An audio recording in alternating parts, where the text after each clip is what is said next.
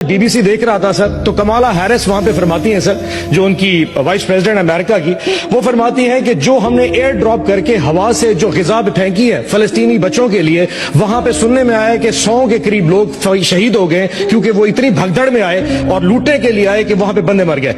اس نے خود لکھتی ہے، اور یہ میں ٹکٹ اس کے بتا رہا ہوں، وہ خود لکھتی ہے کہ وہاں پہ لوگ گھاس کے پتے کھانے پہ مجبور ہو چکے ہیں۔ لیکن افسوس یہ ہے، یہ وہ ملک ہے امریکہ کہ تیسری دفعہ جب سیز فائر کی درخواست یو این او میں آئی تھی تو اس ملک نے ویٹو کر دیا، کیونکہ یہ چاہتے ہیں کہ فلسطینی بچے مرے۔ یہ دنیا کا وہ بڑا چوکیدار ہے، وہ بڑا پہرے دار ہے جس پہ دنیا کی بڑی بڑی طاقتیں کانپ جاتی ہیں، لیکن جب اصول کی بات آتی ہے، جب انصاف کی بات آتی ہے، تو سیز فائر کے اوپر ویٹو کی طاقت استعمال کرتا ہے کہ فلسطین میں جنگ نہیں روکی جائے گی، کیونکہ اسرائیل نے ابھی 1 لاکھ فلسطینی اور مارنے ہیں۔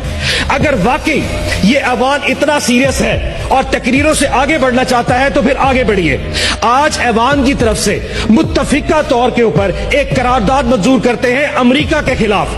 امریکی سرکار کے خلاف، اور مذمت کرتے ہیں کہ تم اگر ویٹو کرو گے فلسطینی بچوں کی شہادت کے لیے تو ہم یہاں بیٹھ کے پاکستان کا سب سے بڑا ایوان تمہیں کنڈیم کریں گے۔ دنیا کو پتا ہونا چاہیے کہ ہم غیرت مند لوگ ہیں، دنیا کو پتا ہونا چاہیے ہم تمہاری طرف انگلی کر کے اشارہ کر سکتے ہیں کہ تم ظالم ہو اور تم اتنے ہی شریک ہو جتنا اسرائیل شریک ہے۔ اگر ہمت ہے تو آج ریزولوشن دیجئے، جو اس میں سمجھتا ہے کہ ہمیں ہاتھ کھڑا کر کے اس کے خلاف کھڑا ہونا ہے تو ہو جائے، اور اگر نہیں تو پھر خاموشی سے تقریر کرتے ہیں، آئے چائے پیتے ہیں اور اپنے گھر چلے جاتے ہیں۔ شام تک 50 بچے اور شہید ہو چکے ہوں گے۔